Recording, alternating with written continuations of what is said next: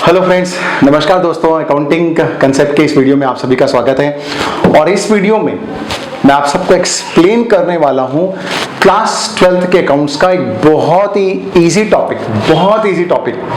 मेरे को मालूम है कि सारे स्टूडेंट हैं, उन सबको अगर एक सवाल पूछा जाए कि सबसे इजी टॉपिक कौन सा है पूरे 12th के सिलेबस में, तो वो होगा एनालिसिस ऑफ फाइनेंशियल स्टेटमेंट, मतलब कंपैरेटिव स्टेटमेंट और कॉमन साइज स्टेटमेंट, राइट। ये सबसे इजी टॉपिक्स में से होता है क्योंकि सिंपल सा फॉर्मेट होता है, सिंपल सा काम करना होता है। तो यही हम इस वीडियो में डिस्कशन करने वाले हैं। बहुत आसान है समझना, और लेकिन फिर भी जरूरी है इसको समझाना और एक्सप्लेन करना, इसीलिए मैंने इस पर एक वीडियो भी बनाया है। तो चलिए हम शुरू करते हैं। और अकाउंटिंग कंसेप्ट के देखिए, मेरी तो कोशिश है कि मैं ज़्यादा से ज़्यादा हर चीज़ को कवर कर सकूं और आपको छोटे छोटे वीडियोस बना करके भेज सकूं, ताकि आप छोटे छोटे वीडियोस के माध्यम से बड़े बड़े जो कंसेप्ट है उनको आप समझ सकें। तो इस वीडियो में हम डिस्कशन करने वाले हैं स्पेशली क्लास 12th के सिलेबस का, क्योंकि ये और किसी दूसरे सिलेबस में बहुत कम कवर किया गया है। 12th के सिलेबस के लिए बहुत इंपॉर्टेंट है ये, प्रैक्टिकल इससे क्वेश्चन भी आते हैं एग्जाम में। और इसमें देखिए, जो पूरा ब्रॉडर अगर हम देखें इस पूरे टॉपिक का नाम, तो बेसिकली ये है analysis of the financial statement, right. तो पहले इसके बारे में थोड़ा सा डिस्कशन कर लेते हैं, फिर इसके बाद हम एक स्पेसिफिक पॉइंट जो इस वीडियो में डिस्कशन करने वाले हैं उस पर लेंगे। देखिए, फाइनेंशियल स्टेटमेंट को एनालिसिस करना इसलिए भी जरूरी है क्योंकि देखिए, बिजनेस में बिजनेस करते रहना जरूरी नहीं है, उसके साथ साथ में जरूरी है उसको एनालाइज करना। जो हमारे बिजनेस के डेटा हैं, प्रॉफिट के, बैलेंस शीट के, उसको एनालाइज करना जरूरी है। क्यों एनालाइज करना जरूरी है? क्योंकि हम समझ सके, to understand the profitability of the business, solvency of the business, growth of the business, कि भाई बिजनेस में प्रॉफिट कितना हो रहा है, कब हो रहा है, बढ़ रहा है कि नहीं हो रहा है, ग्रोथ आ रही कि नहीं आ रही है, बिजनेस की फाइनेंशियल और सॉल्वेंसी की पोजीशन कैसी है। ये सब बातों को समझने के लिए हमको एनालिसिस करने की जरूरत पड़ती है फाइनेंशियल स्टेटमेंट के सारे डेटा के, राइट। तो इसी के लिए, इसी पर्पस से ये पूरा का पूरा जो चैप्टर बनाया गया है ना। ये तो हो गया पर्पस फाइनेंशियल एनालिसिस का। सवाल ये उठता है कि फाइनेंशियल एनालिसिस करने के लिए क्या क्या टूल्स है हमारे पास में, कैसे करेंगे फाइनेंशियल एनालिसिस। तो देखिए, बहुत सारे टूल्स है हमारे पास, लाइक ट्रेंड एनालिसिस, और उसके बाद फिर कंपैरेटिव स्टेटमेंट प्रिपेयर करना, फिर कॉमन साइज स्टेटमेंट प्रिपेयर करना, उसके बाद फिर रेशियो एनालिसिस भी है, और फिर कैश फ्लो स्टेटमेंट बनाना, फंड फ्लो स्टेटमेंट बनाना। ये सारे टूल्स हैं फाइनेंशियल स्टेटमेंट के एनालिसिस करने के। ऑलराइट, तो ये 12th के सिलेबस में सारे चैप्टर है ही, और हम इस वीडियो में अभी देखने वाले जो हैं, वैसे देखिए फाइनेंशियल एनालिसिस के जो सारे टॉपिक है उसमें से मैं एक वीडियो में एक टॉपिक को ही कवर करूंगा। बाकी दूसरे जो टॉपिक्स हैं वो दूसरे वीडियोस उनके ऊपर बने हुए हैं, तो आप उनको देख सकते हैं, ताकि एक छोटे वीडियो में एक बात पूरी तरीके से कवर हो जाए, और उसको मैं प्रैक्टिकल क्वेश्चन के साथ भी सॉल्व करूंगा उस कंसेप्ट को। तो मैं इस वीडियो में जो लेने वाला हूं वो लेना हो कंपैरेटिव स्टेटमेंट, इसको लेने वाला हूं मैं। अब कंपैरेटिव स्टेटमेंट में भी दो प्रकार का है। कंपैरेटिव, क्योंकि आप जानते हैं फाइनेंशियल स्टेटमेंट में भी दो चीजें आती है, बैलेंस शीट और प्रॉफिट एंड लॉस, राइट। तो जो कंपैरेटिव स्टेटमेंट है वो भी दो प्रकार का हो गया, कंपैरेटिव बैलेंस शीट और comparative statement of profit and loss. तो दोनों में से मैं इस वीडियो में जो कवर करने वाला हूं वो कवर करने वाला हूं कंपैरेटिव बैलेंस शीट। जो दूसरी चीजें हैं वो दूसरे वीडियोस में। तो कंपैरेटिव बैलेंस शीट मैं लेने वाला हूं, लेकिन देखिए, कंपैरेटिव बैलेंस शीट को बनाने के पहले, इसको समझने के पहले आपको बैलेंस शीट का फॉर्मेट अच्छे से मालूम होना चाहिए, क्योंकि ये पूरा चैप्टर केवल फॉर्मेट का खेल है। फॉर्मेट लिखना है और जो थोड़ा बहुत काम करना है सो करना है, बस इतना ही करना है। तो आपको फॉर्मेट की क्लैरिटी एकदम अच्छे से होनी चाहिए कि फॉर्मेट कैसा बनता है बैलेंस शीट का। तो आपने वैसे देखा ही होगा, लेकिन अगर नहीं भी देखा होगा तो शॉर्ट में मैं आपको एक्सप्लेन कर देता हूं कि बैलेंस शीट का फॉर्मेट क्या होता है। आप देख सकते हैं स्क्रीन के सामने, मैं रेफर करता हूं अपने नोट्स। देखिए, बैलेंस शीट का जो फॉर्मेट है, new format as per the companies act, उसमें जो वर्टिकल फॉर्मेट है उसके अंदर हम देखते हैं कि दो पार्ट तो हमेशा होते ही बैलेंस शीट में। वर्टिकल में पहला फॉर्मेट का पार्ट जो होता है वो होता है equities and liabilities. Equities and liabilities के अंदर में तीन बातें आती है। शेयर होल्डर का फंड, जिसके अंदर हम दो बातें लिखते हैं, शेयर कैपिटल एंड रिजर्व, और दूसरा नॉन करेंट लायबिलिटी, मतलब कि लॉन्ग टर्म लायबिलिटीज, तो हम उसको हेडिंग देते हैं नॉन करेंट लायबिलिटी।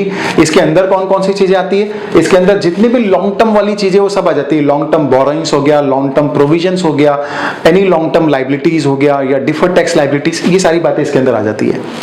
इसके बाद थर्ड किसका नाम है? Current liabilities. करंट लाइबिलिटीज में, क्योंकि एक था नॉन करंट तो दूसरा क्या होगा, करंट होगा, तो करंट लाइबिलिटीज थर्ड है इसमें लाइबिलिटी साइड में। तो करंट लाइबिलिटीज के अंदर में कौन कौन आएगा, सारे शॉर्ट टर्म लाइबिलिटीज, इनको एकदम कम टाइम के अंदर पे करना है, 12 मंथ के भी पहले पे करना है, राइट। तो जितने भी short term liabilities, short term provision, या फिर ट्रेड क्रेडिटर्स, या फिर कोई एनी अदर करंट लाइबिलिटीज, इस टाइप की चीज आ जाएगी इसमें। तो ये तो हो गया लाइबिलिटी वाला पार्ट, राइट, जिसको हम बोलते हैं इक्विटी एंड लाइबिलिटीज। अब आइए एसेट्स वाले पार्ट में। एसेट्स वाले पार्ट में सारे एसेट्स को दो ब्रॉडर कैटेगरी में डिवाइड कर देते हैं हम, एक नॉन करंट एसेट और दूसरा current asset. Non current asset में कौन सा एसेट आएगा, मींस वो एसेट जो करंट एसेट नहीं है। इसका मतलब कौन आएगा, फिक्स एसेट। तो फिक्स एसेट के अंदर कौन कौन आ जाएंगे, टेंजिबल फिक्स एसेट भी, मतलब जो दिखाई देते हैं, इंटेंजिबल एसेट भी जो दिखाई नहीं देते हैं लेकिन होते हैं, वो दोनों एसेट आ जाएंगे। और अगर कैपिटल WIP मतलब कोई फिक्स एसेट आपका काम चल रहा है, कंस्ट्रक्शन चल रहा है, बन रहा है, तो वो भी इसके अंदर में आ जाएगा। और कोई इंटेंजिबल एसेट है जिसको आप डेवलप करने की कोशिश कर रहे हो, उस पर कोई खर्चा कर रहे हो, तो वो भी इसके अंदर में आ जाएगा। और उसके बाद जितने भी आपके लॉन्ग टर्म इन्वेस्टमेंट वगैरह हैं वो सब इस कैटेगरी में आ जाएंगे नॉन करंट एसेट के अंदर में। या लॉन्ग टर्म आपने एडवांसेस दिया है तो वो सब भी यहाँ पे आएगा, किसी को लोन दे दिया, किसी को एडवांस दे दिया, राइट। इसके बाद सेकंड कैटेगरी जो एसेट में वो कौन सी है, करंट एसेट। अब करंट एसेट में क्या क्या आएगा, करंट एसेट की कैटेगरीज में आएंगे करंट इन्वेस्टमेंट, जो शॉर्ट टाइम के लिए आपने इन्वेस्टमेंट किया है पैसा, इन्वेंट्रीज आपके जो है स्टॉक जो है आपके बिजनेस का वो आ जाएगा, ट्रेड रिसीवेबल जो लोगों से, कस्टमर से, डेटर लोगों से आपको पैसा लेना है वो सब आ जाएगा, cash and cash equivalent, cash और बैंक बैलेंस, ये सारी चीजें आ जाएगी। तो ये सब आ जाएंगे आपके करंट एसेट के अंदर में। और कोई short term loan and advance आपने दिया तो यहां पर आ जाएगा। तो देखिए ये था बैलेंस शीट का फॉर्मेट। अब हम ये समझने की कोशिश करेंगे कि हमको कंपैरेटिव बैलेंस शीट कैसे बनाना होता है। बहुत सिंपल सा फॉर्मेट है, एकदम सिंपल सा फॉर्मेट है, सिंपल सा चैप्टर है, थोड़े सी ही देर में अंदर आपको सारी बातें समझ में आ जाएगी। देखिए हम क्या करते हैं, सबसे पहले क्वेश्चन में हमको इंफॉर्मेशन तो बैलेंस शीट की ऑलरेडी दी हुई रहती है। अब हमको करना क्या है, हम जब किसी भी क्वेश्चन को सॉल्व करेंगे तो कंपैरेटिव स्टेटमेंट का, कंपैरेटिव बैलेंस शीट का एक फॉर्मेट लिखेंगे। वो फॉर्मेट कैसे लिखा जाता है, पहले पूरे आइटम को, बैलेंस शीट के सारे आइटम को एज इट इज फॉर्मेट के रूप में लिख दीजिए। अगर आपको क्वेश्चन में फॉर्मेट के रूप में नहीं दिया बैलेंस शीट के, तो आप फॉर्मेट बना लीजिए बैलेंस शीट का, जो फॉर्मेट हमने अभी डिस्कशन किया। आमतौर पर वैसे क्वेश्चन में क्वेश्चन दिया भी रहता है बैलेंस शीट के फॉर्मेट के साथ में, तो लायबिलिटी साइड और एसेट साइड दोनों का बन जाएगा वर्टिकल फॉर्मेट में। अब फिगर्स आप लिखेंगे, फिगर्स के लिए हमारे पास दो कॉलम होते हैं, कौन कौन से, एक प्रीवियस ईयर का और एक करंट ईयर का। क्योंकि कंपैरेटिव स्टेटमेंट का मतलब क्या हुआ, हमको कंपेयर करने वाला स्टेटमेंट बनाना है। तो हमको 2 साल के फिगर्स में क्या करने हैं, कंपैरिजन करने हैं कि हमारे बिजनेस में प्रीवियस ईयर के कंपैरिजन में करंट ईयर में क्या बेहतर हुआ और क्या खराब हुआ, ये जानने के लिए हम कंपेयर करने के लिए स्टेटमेंट बनाते हैं। तो 2 ईयर के फिगर्स हम लिखेंगे ताकि हम कंपेयर कर सकें, एक प्रीवियस ईयर का, एक करंट ईयर का। तो पहले लिखना आपको प्रीवियस ईयर का और बाद में लिखना करंट ईयर का, राइट। अब इसके अलावा ये तो जो क्वेश्चन में दिया था वो हमने एज इट इज लिख लिया। हमको जो अपना दिमाग लगा के काम करना है सॉल्व करने के लिए, वो 2 ही काम करना है बस। पहला कॉलम आप जो फॉर्मेट का बनाएंगे वो होगा एब्सोल्यूट चेंज का। मतलब एब्सोल्यूट चेंज का मतलब अमाउंट जो है वो एक्चुअल में कितने से चेंज हुआ है, राइट। अब देखिए चेंज हुआ मतलब 2 ही बातें होगी, या तो इंक्रीज होगा या डिक्रीज होगा। हम कंपैरिजन किस में करेंगे, हम हर फिगर्स को कंपैरिजन करेंगे प्रीवियस ईयर से करंट ईयर में, कि प्रीवियस ईयर में क्या था, करंट ईयर में क्या हो गया। जो चेंजेस हुआ उसमें 2 ही बातें हो सकती है भाई, या तो इंक्रीज होगा या डिक्रीज होगा। अब वैसे तो शुभ ही होना चाहिए, इंक्रीज ही होना चाहिए, सब कुछ इंक्रीज ही होना चाहिए बिजनेस में, राइट। बिजनेस का स्केल बढ़ रहा है, साइज बढ़ रहा है, तो सब कुछ बढ़ना ही चाहिए। तो इंक्रीज अगर होगा तो नॉर्मल सी बात है, राइट। तो हम इंक्रीज को लिख देंगे एब्सोल्यूट चेंज वाले कॉलम में। लेकिन अगर डिक्रीज हुआ तो लिखेंगे तो उसको भी, लेकिन उसको ब्रैकेट के अंदर में लिखेंगे। एक्सेप्शनल आइटम है ये, तो एक्सेप्शनल आइटम को किस में लिखा जाएगा, ब्रैकेट में लिखा जाएगा अगर डिक्रीज हुआ है तो बहुत इजी सा काम क्या करना है, बहुत इजी सा काम इतना करना है, खाली कंपैरिजन करना है। प्रीवियस ईयर में कितना, इस ईयर में कितना। मतलब मान लीजिए प्रीवियस ईयर में कोई फिगर था 1 लाख, अभी हो गया 1,20,000, कितना चेंज हुआ, 20,000 इंक्रीज हुआ है, तो लिख लीजिए एब्सोल्यूट चेंज वाले कॉलम में 20,000, बस बात खत्म। तो थर्ड कॉलम बनाया जाएगा ऐसे सारे फिगर्स में। अब आइए फोर्थ कॉलम के ऊपर। फोर्थ कॉलम से भी ये बोलता है कि वो जो इंक्रीज डिक्रीज आपने लिखा हुआ है ना, उसको परसेंटेज में बता दीजिए कितना परसेंटेज है वो। तो वो जो इंक्रीज डिक्रीज है वो हम लिखते हैं परसेंटेज में, मतलब परसेंटेज इंक्रीज डिक्रीज का एक कॉलम बनाओ। अब परसेंटेज कैसे निकालेंगे, बहुत सिंपल है, कितना इंक्रीज या डिक्रीज हुआ वो लिखिए, डिवाइडेड बाय प्रीवियस ईयर का फिगर। याद रखिए दो फिगर है आपके पास में, लेकिन हमेशा डिवाइडेड बाय में नीचे में क्या आएगा, प्रीवियस ईयर का फिगर आएगा, क्योंकि वहां से जो चेंज हुआ है ना, वहां से चेंज हुआ है, तो बेस ईयर कौन सा माना जाएगा, प्रीवियस ईयर माना जाएगा। तो नीचे आएगा प्रीवियस ईयर इंटू 100 कर दो बस, राइट। आप सहूलियत के लिए इन चारों कॉलम को नाम भी दे सकते हो, A column, B column, C column, D column. मतलब ए कॉलम में आ जाएगा प्रीवियस ईयर का फिगर, बी कॉलम में आ जाएगा करंट ईयर का फिगर, सी कॉलम में आ जाएगा एब्सोल्यूट चेंज और डी कॉलम में आएगा परसेंटेज चेंज। तो डी कॉलम की वैल्यू कैसे निकालोगे आप, चेंज जो है वो column number C divided by previous year का कॉलम मतलब ए, तो सी डिवाइड बाय ए इंटू 100। आप ऐसे भी कर सकते हो। तो बहुत सिंपल सा काम है। अब हर बार यही फॉर्मूला आपको लगाना है, absolute change divided by previous year figure multiplied by 100। बस इतना सा काम कर दिया तो सारे फिगर आपके परसेंटेज में भी आ जाएंगे, बस खत्म, कुछ नहीं बचा इसके अंदर में, कुछ ज्यादा समझाने लायक और बचा ही नहीं, राइट। बहुत मुश्किल है और कुछ समझाने लायक बात ढूंढना है इसके अंदर। फॉर्मेट वाला बेस चैप्टर है, फॉर्मेट में लिखो, दो काम करने हैं आपको, एब्सोल्यूट चेंज लिखना, परसेंटेज में लिखना। अब देखिए एक सिंपल सा मैं क्वेश्चन लेता हूं तो आपको समझ में आ जाएगा वाकई में कितना इजी चैप्टर है। देखिए एक क्वेश्चन जो आपके सामने स्क्रीन के सामने, मैं अपने नोट से वो क्वेश्चन देखता हूं। Prepare comparative balance sheet of X Y limited from the following balance sheet. ये बैलेंस शीट आपको दी हुई है और आपको बनाना है कंपैरेटिव स्टेटमेंट, बैलेंस शीट बनाना है कंपैरेटिव। इक्विटी एंड लायबिलिटीज में दिया आपको, शेयर होल्डर फंड में शेयर कैपिटल दिया हुआ है 3,60,000, 3 लाख। अच्छा पहले इसमें दिया हुआ है 31 मार्च 2018 का फिगर और बाद में दिया हुआ है 31 मार्च 2017 का फिगर। तो क्वेश्चन कभी भी ऐसे वैसे वैसे ऐसे दे सकता है, ऐसे वैसे वैसे ऐसे का क्या मतलब, पहले दे सकता है करंट ईयर का, फिर दे देगा प्रीवियस ईयर का फिगर, ऐसे भी दे सकता है क्वेश्चन। लेकिन हम अपने फॉर्मेट में जैसा लिखना है वैसे ही लिखेंगे। ओके, फिर दिया नॉन करेंट लायबिलिटी में long term borrowings, current liability में दिया ट्रेड पेबल, एसेट्स में दिया हुआ है आपको नॉन करेंट एसेट में फिक्स एसेट में टेंजिबल और इनटेंजिबल एसेट दोनों ईयर का, करंट एसेट में आपको दिया trade receivable and cash equivalent. Simple सा है ये, और आपको कहा गया है आपको बनाना है कंपैरेटिव बैलेंस शीट। चलिए शुरू करते हैं कंपैरेटिव बैलेंस शीट बनाना, राइट। कंपैरेटिव स्टेटमेंट के लिए सबसे पहला काम जो करना है, पूरे बैलेंस शीट का जैसा क्वेश्चन में दिया है वैसा ही फॉर्मेट में लिख दीजिए आप, राइट। तो फॉर्मेट में ही दिया हुआ है क्वेश्चन, तो हमने सॉल्यूशन में भी सेम टू सेम सारे आइटम को फॉर्मेट में उतार लो। अब क्या करना है, अब सारे आइटम को फॉर्मेट में उतारने के बाद अब आपको ये काम करना है कि दो कॉलम और बनाने हैं, एब्सोल्यूट चेंज के और परसेंटेज इंक्रीज डिक्रीज के परसेंटेज के, ठीक है। अब देखिए क्वेश्चन में जो दिया हुआ है पहले कौन सा दिया हुआ है, करंट ईयर का फिगर और बाद में दिया प्रीवियस ईयर का, लेकिन हमको हमारे फॉर्मेट में कैसे चाहिए, पहले प्रीवियस ईयर का फिगर बाद में करंट ईयर का फिगर, ताकि कंपैरिजन आसानी से कर सकें हम। तो पहले आप लिखिएगा पहले कॉलम में लिखिएगा 31 मार्च 2017 के फिगर प्रीवियस ईयर के, और दूसरे कॉलम में लिखिएगा 31 मार्च 2018 के। अब सारे फिगर को एज इट इज लिखने के बाद में अब निकालिए एब्सोल्यूट चेंज। तो देखिए कैसे निकालना है चेंज, सिंपल। पहले देखिए शेयर कैपिटल का आइटम, इक्विटी शेयर कैपिटल पहले कितना था 3 लाख, अब कितना हो गया 3,60,000। कितना चेंज हुआ बताइए, 3 लाख से 3,60,000 हो गया, कितना चेंज हुआ 60,000। तो एब्सोल्यूट चेंज में लिख दीजिए 60,000 रुपीज। इंक्रीज हुआ है तो कुछ करने की जरूरत नहीं है, बस इंक्रीज लिख दीजिए, खत्म। सेकेंड आइटम में आइए, 1,20,000 से 1,50,000 हो गया, कितना चेंज हुआ 30,000 रुपीज। एब्सोल्यूट चेंज में लिख दीजिए 30,000 रुपीज, कुछ नहीं करना, बस इंक्रीज हुआ है।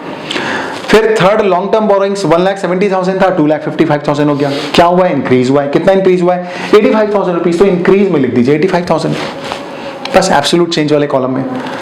फिर ये करंट लायबिलिटी ट्रेड पेबल 1,50,000 था, 1,20,000 हो गया, डिक्रीज हुआ है 150 से कितना हो गया 120, 30,000 चेंज हुआ है। तो एब्सोल्यूट चेंज वाले कॉलम में लिखिए 30,000, लेकिन चूंकि डिक्रीज हुआ है तो बस ब्रैकेट में आएगा, बस और कुछ नहीं करना।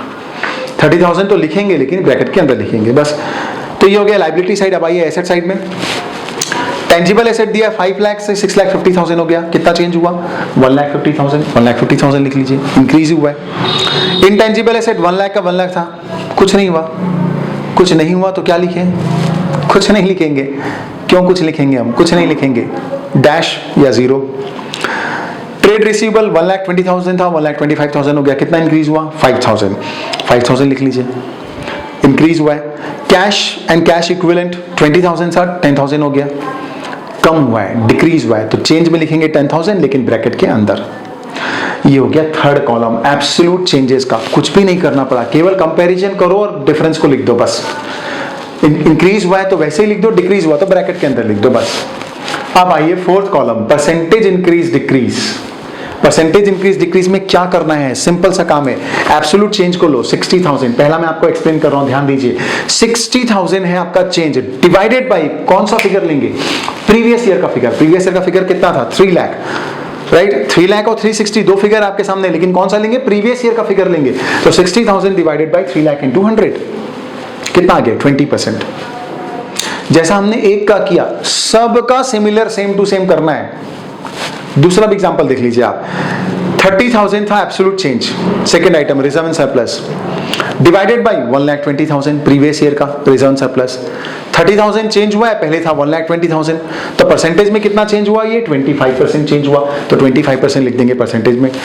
सारे आइटम का एज इट इज यही लिखना, और देखिए सबके परसेंटेज आ गए हैं।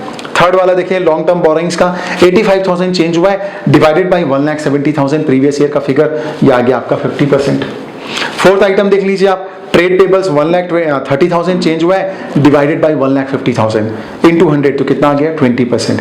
लेकिन चूंकि ये नेगेटिव है, डिक्रीज हुआ है, तो ये जो 30% भी लिखेंगे, ये भी कैसे लिखेंगे, ब्रैकेट में लिखेंगे, ठीक है, क्योंकि ये माइनस में है, डिक्रीज में है, तो उसको अंडरस्टैंड करने के लिए हम उसको ब्रैकेट में लिखते हैं, ताकि हमको फर्क समझ में आ सके कौन सा इंक्रीज है और कौन सा डिक्रीज है। सिमिलरली एसेट में देखिए आप, टेंजिबल एसेट 1,50,000 आपका चेंज हुआ है, डिवाइडेड बाय प्रीवियस ईयर का फिगर 5 लाख, तो ये आ गया इनटू 100 करने से 30%। इंटेंजिबल एसेट में कुछ भी नहीं हुआ है, 0, तो 0 ही रहेगा, ये भी डैश। ट्रेड रिसीवेबल में 5,000 चेंज हुआ है, divided by 1,20,000 into 100, 4.17%। Cash and bank balance में 10,000 चेंज हुआ है, डिवाइडेड बाय प्रीवियस ईयर में 20,000 था, इनटू 100, तो 50%। लेकिन डिक्रीज हुआ है, तो ब्रैकेट में आएगा 50%, खत्म। Total of the asset and liabilities का भी आप सेम कर सकते हो। Total of the asset and liabilities आप जानते हैं सेम रहेगा, ऊपर नीचे दोनों साइड में। तो चेंज कितना हुआ है, टोटल में 1,45,000 का चेंज हुआ है, डिवाइडेड बाय प्रीवियस ईयर का टोटल कितना था, 7,40,000 इनटू 100, तो कितना आ गया, 19.60। ये हो गया total of the balance sheet में भी। तो सिंपल आपने देखा कि कैसे हमने बनाया कंपैरेटिव बैलेंस शीट। एक ऐसी बैलेंस शीट जिसमें 2 ईयर के फिगर को कंपैरिजन किया गया, एब्सोल्यूट चेंजेस वाले कॉलम बनाए हमने, उसमें चेंज का अमाउंट लिखा और बाद में उसको परसेंटेज में कन्वर्ट कर दिया। बस इतना ऐसा ही काम करना है। बहुत सिंपल, बहुत इजी टॉपिक है। बहुत डिफिकल्ट होता है एग्जामिनर के लिए, याद रखिएगा, बहुत डिफिकल्ट होता है एग्जामिनर के लिए इस चैप्टर में से डिफिकल्ट क्वेश्चन पूछना, क्योंकि बहुत इजी है सारे क्वेश्चन, और बहुत डिफिकल्ट होता है किसी भी स्टूडेंट के लिए इस टॉपिक के क्वेश्चन को गलत करना, गलती से भी गलत करना बहुत डिफिकल्ट है। आप चाहोगे तो भी गलत नहीं कर पाओगे, इतना इजी है टॉपिक। तो आई होप कि आपको ये समझ में आया होगा। दूसरे वीडियोस में हम देखेंगे comparative statement of profit and loss account और common size statement. Thank you.